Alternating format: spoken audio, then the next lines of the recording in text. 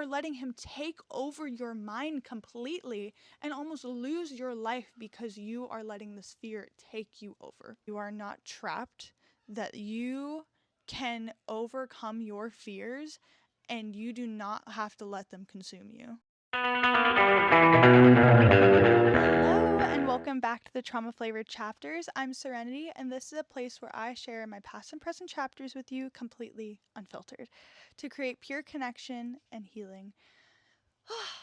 This episode, I am like nice and cozy. I like did my hair even how I just like whatever. It is getting comfortable with your fears today, people. Oh my goodness. This topic has been coming up a lot in my life lately of just fear and getting comfortable with my fears. So, this episode is about expressing your fears and the importance of that.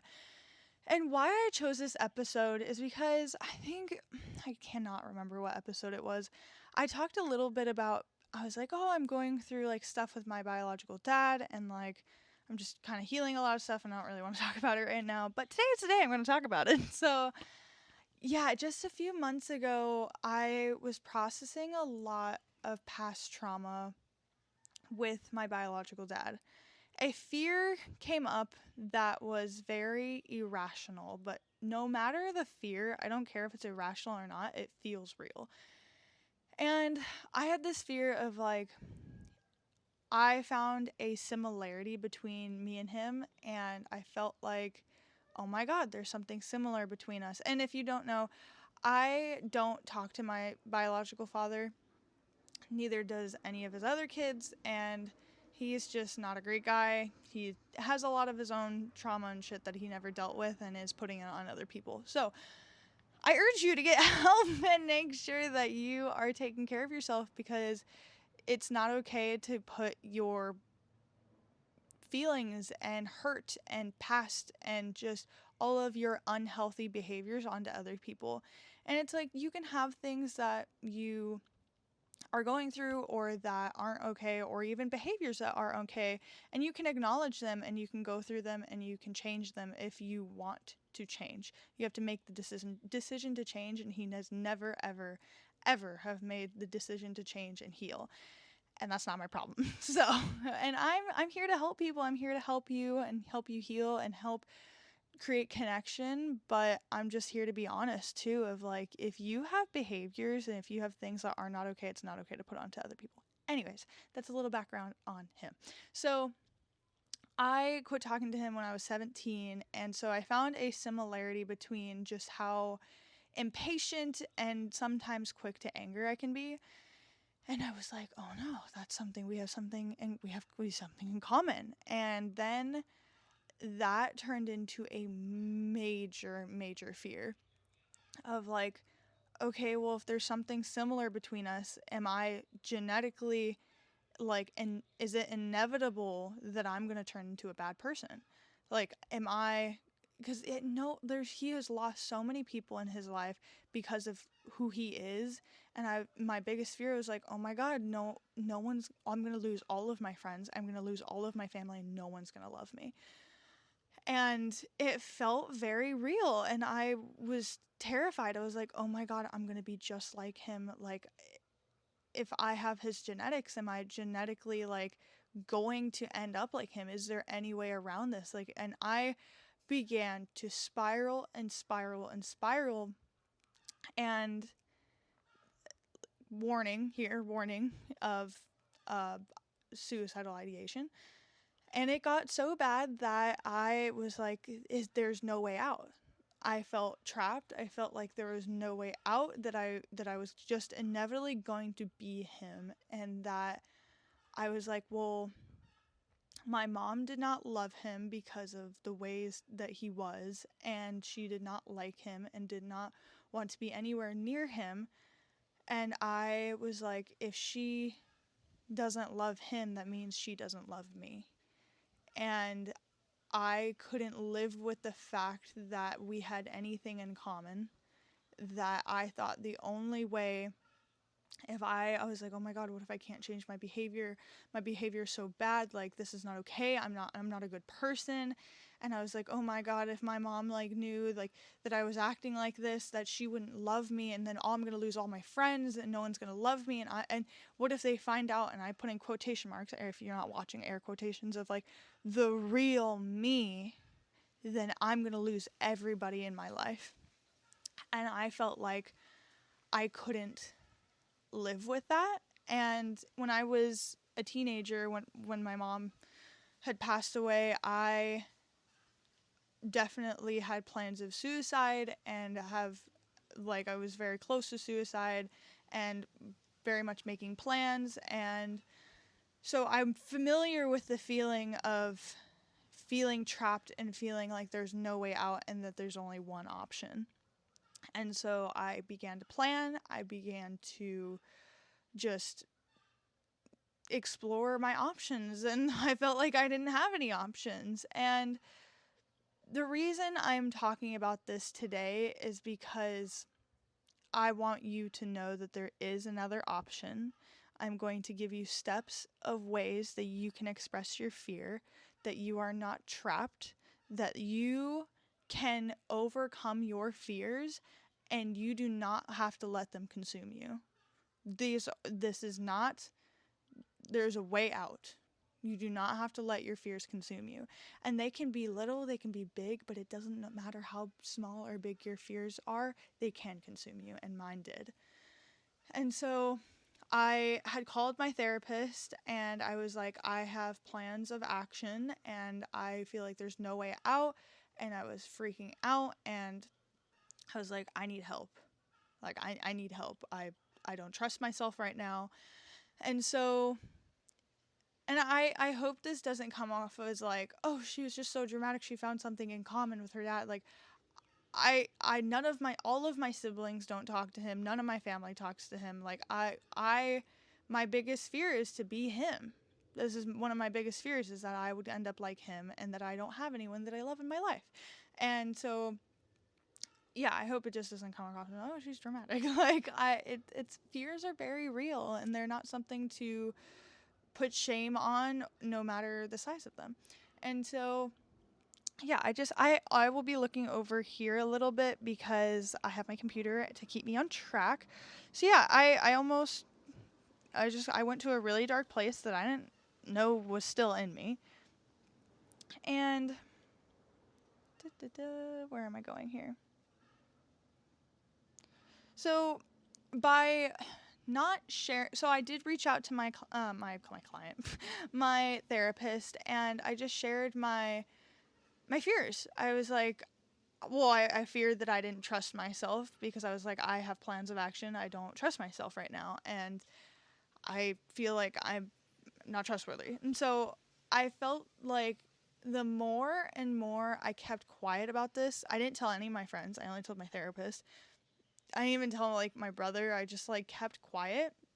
And the more silent I grew, I was realizing the more and more I was putting like less distance between him and I.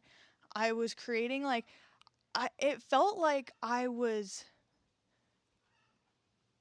like becoming, like my big fear, I felt like I was becoming him, like I was melding with him almost. And there was just this fear, and I kept feeling it. I kept making it bigger and bigger and bigger, that I'm going to be him. I'm going to be him. I'm going to be him.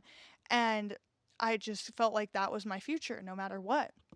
And I felt like for me, continuously being like, I'm going to be him, was like, I wasn't putting any distance between him and I at all. And it was more making us one. When just because you're genetically connected to somebody doesn't mean you are going to become them. Like, that's not how it works. And it took me a whole 2 months to figure that out. And so what changed is the moment I expressed those fears, they stopped living inside my head. So I took time to express to my therapist like my fears, and we did an EMDR session and like really dug to the bottom of this. So we talked, and so then I just sat there and I was like, okay, I'm scared I'm going to become him. And the other thing was, I was scared if I even tried to heal any part of me that was connected to him, that I would be giving him attention, that I would be giving him what he wanted, because he is a narcissist and he is just like he wants to piss you off, because if you're pissed off, he's getting attention. He's getting what he wants out of you. And so I'm sitting here, I'm like, okay, well, if I even give him time in therapy, or if I even give him time to like heal this part of me, he wins. I don't want him to win. And I was like so like adamant of like I don't want him to win. And my therapist was like, you not going through this, like look up how much space he's already taking up. You want to end your life because you feel like you are him. She's like, you are letting him win in a fact of like, you are letting him take over your mind completely and almost lose your life because you are letting this fear take you over. And so I was like, oh my. And I wasn't giving any distance between him and I. And I'm going to say that so much more. No distance. I was not giving the fear, him, or nothing distance at all. And so it was slowly consuming me. And we went through this, and I went through all the things, and we just, each time, okay, what now? And I was like following her finger. It was like this. And we just went through the thought process. It was like, oh, if I'm him, no one's going to love me. And we're just going to, what if, what's going on? What's the next thing? Okay, off of each thought, we were breaking it down. And I was like, well, I'm not him because I want to change. I'm not a bad person because I think about if I'm a bad person. I think about my actions. I think about how I affect other people. I think about how when I am impatient or if I am angry, how that affects the other people around me. And then I feel bad about it, and I feel embarrassed, and I feel these feelings. And if I was a bad person, or if I was quote unquote a monster, or if I was him, I wouldn't be thinking about how I'm affecting other people, because he only cares about himself. So I was like, oh my God, I'm not him because I think about what my actions do to other people. And before we did this session, the other thing that I did is I had a dinner with my best friend Lo, and I just broke down and I told her what was going on. And I was like, I'm so scared I'm going to lose you if you you know the real me. And she's like, girl, I know the real you. Like, what are you talking about? And I was like, oh, it really, really like broke down the fear. It broke down all of the things that I was like holding up so high over my head. And I was like, oh, if they know, if they, and I was like, oh no, if they, and just to give a moment for your people and your friends to be there for you, to hear you, to be your support system, giving them the opportunity of that can heal you. And I expressed my fears to her, and it's like they vanished. Like I was like, oh, it's like this little tiny thing. I was like, oh. Well, it was like this, it was like consuming my world. I feel like I saw this like big black orb around me. Like I'm like drowning in the middle of it. And then I was like, I'm scared you're not going to love me. I'm scared you're going to leave me. I'm scared you'll hate me and that you won't be my friend because I've lost oh God. And I told her all of the things, and it just like shrank down into this little pebble, this little black pebble.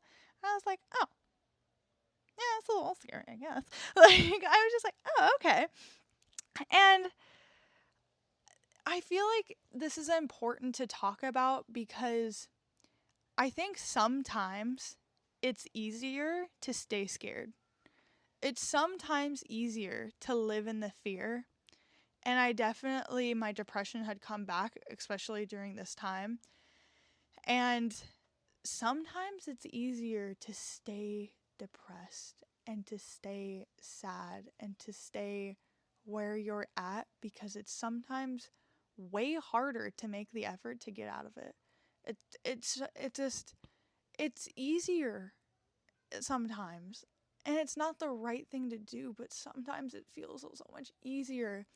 I have had really, really bad depression in the past, and especially during the last few months ago, and I feel like each time I'm depressed, I think about how it feels. I feel like I like to dig myself a hole. I like to dig this hole And then I sit in it, and it's so dark and it's so deep, and I can't crawl out because I keep digging and digging and digging. And it's just at the end of the hole, because it doesn't stop, like almost at the end of the hole, we're almost there.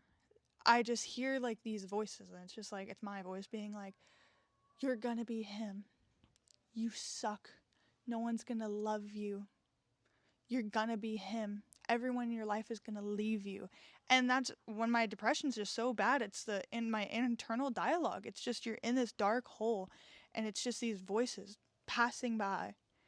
And that's how my depression feels. It's just this deep hole that I continue to dig myself. And sometimes it's easier to keep digging. Sometimes it's easier just to sit there and be in the coldness of that hole and just continuously listen to all the horrible voices in my head. Sometimes that's easier, but that's not the right thing to do for me, and that's not what I'm meant to do. So I spoke my fears out to my friends. I spoke my fear out to my therapist, and I was like, oh, I don't have to stay here. I don't have to stay in the depression because that's not the right thing for me. I know what I'm supposed to do, and I'm not supposed to be in this deep, dark hole. I'm supposed to be on the outside of it. I'm supposed to be over here. I'm supposed to be out there living my life with my friends that love me. I'm supposed to be out there with my family that loves me because I am not a bad person. I'm not a bad person. I care. I care about what people, like how I affect other people, and I care about the impact that I can make on my friends' lives. I care about my animals and all the things that need me in my life. I care about my clients. I care about the ecosystem that I create around me. I care about my community. I care about these things. And that does not make me a bad person. And my mom would be very proud of that. And to come out on the other side of being like, whoa, like, I care about those things, and my mom would love me. My mom does love me, and my friends love me. And to remember those things, you first have to start with speaking them out, expressing them. So I want to start with the list that I created of ways for you to express your fears. So if you are carrying something heavy, here's where to start. Number 1, find someone you genuinely feel safe with. Your therapist, or a friend, or a family member, someone that can hold space, not someone that's going to judge you, because your fears may feel like I explained, the big black orb. It can feel like this big thing, and it is this big thing because it feels real. It feels real. Sometimes your fear is so big, like I said, I almost ended my life over this, that you feel like there's no way out of this black orb. There's no way out of this black hole. But sometimes if you are expressing them to other people, they're like, what do you mean? What are you talking about? So you need somebody that can hold the space for you, that can hear your fears and not judge you, and can just be there for you. Number 2, you have to start the conversation. I think this is the hardest part. This is the hardest part. And it starts with saying, I'm scared. I'm scared. I have a fear. And yeah, I feel like it's starting that, but also if you're about to start the conversation, you can start with, I'm scared. I have something to tell you. I feel safe. You need to let them know so they know. It's like, I feel safe with you and I need to tell you something. And I know that feeling of like when you're about to tell someone something, and especially you're like one of your biggest fears, or even if you're in this deep, deep, deep depression of hurt, that you're like, I don't want to say the thing because it's like, it can be embarrassing. It can be scary. What if they judge me? What if this? So starting out with, I'm scared and I feel safe with you and I really need to tell you something. So and just let them know, like, I really need to get this out of my mind. So then from there, then the hardest part is say the thing that you are avoiding. Say the thing. You have to say the thing. You have to say your fear, because this is how we're going to crush it. This is how we're going to make it freaking bow down and be like, knock it off. You're going to sit your butt down right there. Yeah, sit down. No more. You have to say the thing. And what I said to Lo is like, I'm scared I'm going to be him. I'm scared that I'm going to lose you. I'm scared that you're not going to love me anymore because I found a similarity between him and I, and I'm scared I'm going to be him. I don't want that to happen. I'm scared. I don't want to be him. I don't want to lose everybody in my life because what if I end up like him? And that is what I told her. And after that, it's just let them hold space for you is the fourth thing. So we got 1, find someone you genuinely feel safe with. 2, start the conversation and say, I feel safe with you and I am scared. Then 2, do the hardest part and say the thing. 3, sorry, 1, 2, 3. I can count, guys. Don't you worry. 1, find someone you genuinely feel safe with. 2, start the conversation. Guys, I'm struggling. Start the conversation, okay? Start the conversation. And then 3, do the hardest part and say the thing. So let them hold space for you. You need to also give them space within this to be like, you're okay, I hear you. That's not going to happen, okay? I love you. That fear is not going to be true. I'm going to be here for you. What do you need? Do you want to have some dinner with me? Do you want to do this? Do you want to go for a walk? Do you want to talk about it more? Let them do the part that they are meant to do in your life, okay? You have the people that love you. You have the people that you feel safe with. And if this is not a friend and it's a therapist, let them hold space for you. Because it's the scariest thing to say your fear. It's the scariest thing to say it. Be like, oh, and just jumping over that ledge. I know, I feel the anxiety. I can literally feel it in my chest, just like, and then you say it, and it can get so much smaller, okay? So let them do their part. So if you have been feeling scared, if you have been holding on to this big, big fear that has been taking over your life, and it can also be a smaller thing. Like, I want to say one example before we kind of close out here is I went on a family vacation and I got to see my dad and my sister, and I had this, it's kind of a long story, but I had this experience with my dad that raised me. So I have my biological dad and I have my dad that raised me. So I got to visit sorry, that was probably so confusing for people. They're like, I thought you literally said you don't like your dad. I went to see my dad that raised me and my sister, and I had this like moment of just like fear and just, I feel like sometimes with my family, I feel like I'm a little too much, and I did a whole episode on feeling too much, but I feel like it comes back with my family, and I had this anxiety and I was kind of holding on to it, and then I finally just had the conversation with my sister, and it literally dissipated everything. It just went away, and I was able to enjoy the rest of the time that I had with them, and I was able to just enjoy everything. And just having those hard conversations sometimes of like, yeah, that really hurt my feelings. Like, what you said, I didn't like that, and it really hurt my feelings, and it made me feel this way. Like, having those conversations, doing the hard thing, it's very much needed, and it'll make just your fears and your anxiety just so much smaller, bring you down to earth, bring you back into center of like, oh my god, this is my life. Okay, we're living this. We're not anywhere scary. We're not in the deep dark hole. We're right here. We're with our family. We're with our friends. We're with our therapists, the people that love us and support us. So the other thing is that, yes, this helps a lot, but the fear does not dissipate overnight. So continue talking to your friends. Continue sharing how you are feeling. Okay, yeah, I feel a lot better, but like, I'm still feeling really scared. And it's like, after I told Lo how I was feeling, she was checking in with me, and she's like, hey, how are you doing? I know it was a rough few days. How you been doing?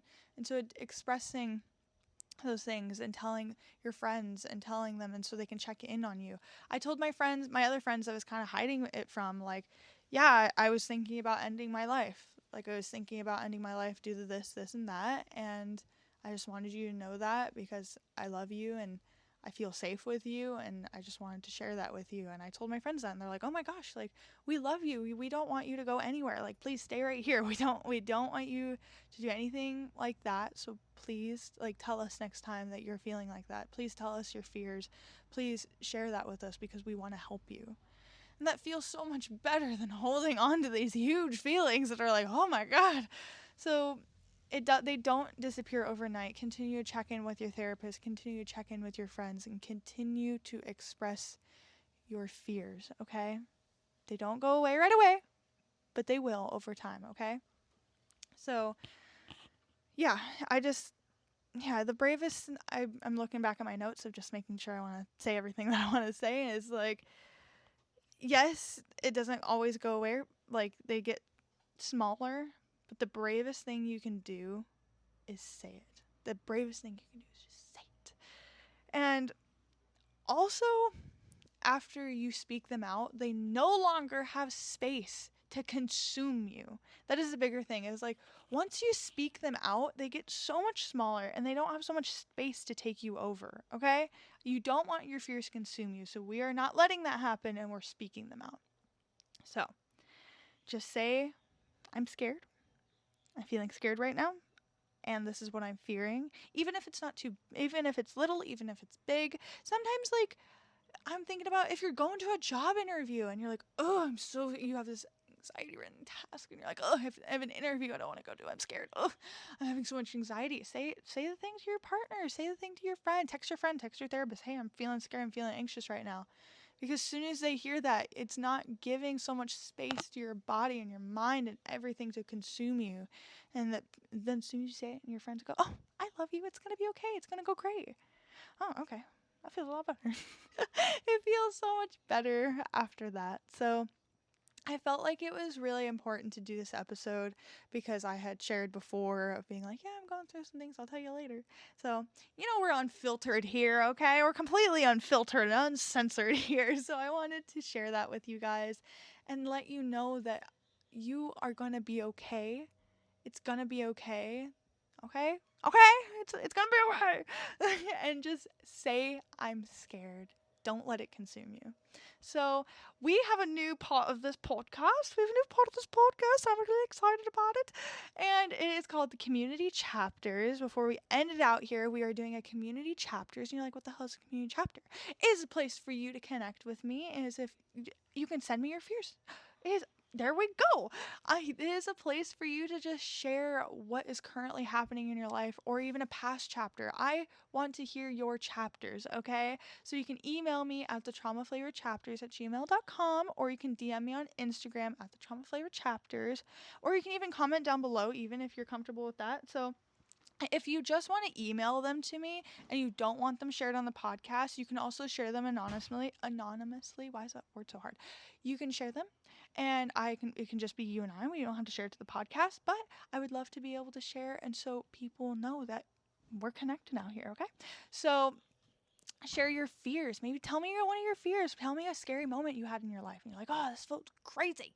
Or tell me like you got a race. You got a race and you're like, oh my God, I got the house. Tell me if you bought a house. I don't know. Tell me if you got a dog. I want to know what's going on in your life, okay? It can be whatever chapter. It can be grief. It can be good. It can be bad. It can be anything. So today, let me find it really quick. I have a chapter for you.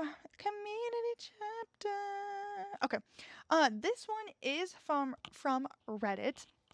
And I'm getting them off of Reddit right now. These are anonymously written on Reddit, but until you guys start writing in, I'm going to be finding them on Reddit to share with you. This one is called Helped a Random Teen Pick Out a Gift for His Dad. Didn't expect what happened next. A few weeks ago, I, 22 female, wandered into a local bookstore just to clear my mind. No plan, just needed a quiet place and comfort of flipping through random pages. Oh, I love the smell of a library. I love Barnes & Noble. I'm wearing my book sweater that I got from my friend, and it's personally embroidered by him, and I love it. Anyways, I love books. So while I was browsing, I noticed a teenager kid pacing near gifts for dad table. He looked super unsure, holding a mug that said world's best dad, like it was either the best or worst decision of his life. I made a light joke, something like, bold choice. He laughed and then admitted he had no idea what he was doing. He said his dad doesn't really do birthdays, but they recently started talking again after a rough few years, and he wanted to make an effort. So we spent maybe 20 minutes walking around just chatting, and he eventually picked out a leather journal and it had a nice pen. He writes sometimes, he said. Maybe this will feel personal without being, cheesy. Fast forward to the past weekend. I was in line at a little street fair when someone tapped my shoulder. It was him. He smiled and said, "You helped me find that journal." He told me his dad actually teared up when he got it, and turns out he's been writing letters to his son in it. They started taking walks together once a week, talking more and just trying. It's awkward but real. He said he never would have done it if he'd gotten with the mug, he said laughing. I Did I read that right? He never would have done that if I'd gone with the mug, he said. Sorry if I'm repeating myself. I walked into the store for a quiet moment and accidentally helped a stranger reconnect with his dad. Life is weird, but in a good way. I just wanted to do that one because I've really been enjoying. I did one in the last episode. It was just like I don't know. These feel like fun and cozy, and I felt like in a fun, like cozy vibe, like with being vulnerable with you guys and just sharing all the nitty gritty. And I was like, oh, this is just such like a sweet moment of like you're just in a bookstore and you like see this little awkward teenager. He's like, I don't know, should I get this mug for my dad or what? And he's like, and then for him, it's just so nice for like strangers being able to connect because that's how we make friends. We just make friends out here by saying hi to a stranger, and then you can become best friends with them, which is so weird. But I just thought that was so sweet, and like I just really liked that of like having, and then he's writing letters to his son. That is the sweetest thing ever. I just love that, and just yeah, I really loved doing that, just reading that. Oh my gosh, I want to encourage you guys. Maybe write a letter to your friend. That sounds so sweet. Go for more walks together. I feel like this story is a great reminder. It's like say hi to strangers. So if you see someone that needs help, help them out, or even just write a letter to your dad or your son or your mom and just go for a little walk with them. I thought that was just so cute. I'm in love with this. Anyways, before we go, once again, you guys know what this is. It is Flavor Club, Flavor Club, Flavor Club. It is Flavor Club. If you don't know if you don't know what Flavor Club is, usually if you're here, you know that I struggle with it every single time. I have a podcast, but I fumble like a freaking crazy person. Anyways, so Flavor Club is the comment sent. Oh my gosh, guys, I got this. Is the comment section down below, and is putting your feelings into flavor form. That is the part that I usually struggle with most, not all the other parts. I got this, guys. Okay. So it's putting your feelings into flavor form. See, there you go, flavor form. Oh my god. This is so chaotic. So I'm not repeating that part. You already know. So what is your flavor? How are you feeling right now? Or it's how are you feeling this week? Whatever moment you are listening to this episode. How are you feeling?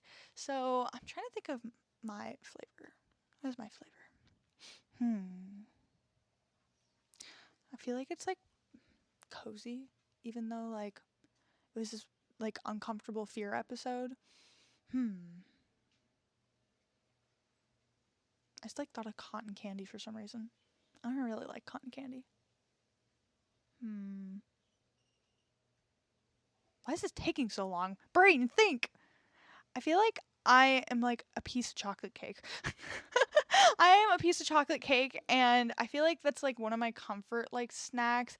And I don't know, it feels like I mean like a really good piece of chocolate cake, like a really really good one. My sister makes good cakes.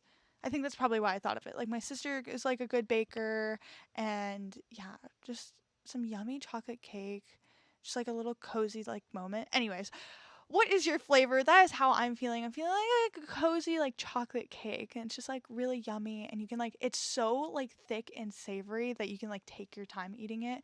I'm a fast eater, and I usually will eat a whole cake, I guess, maybe in like 2 seconds. But so that is how I'm feeling. How are you feeling this week? Tell me what your flavor is. And I love you so much, and thank you so much for watching, and I will see you next week. Okay, bye.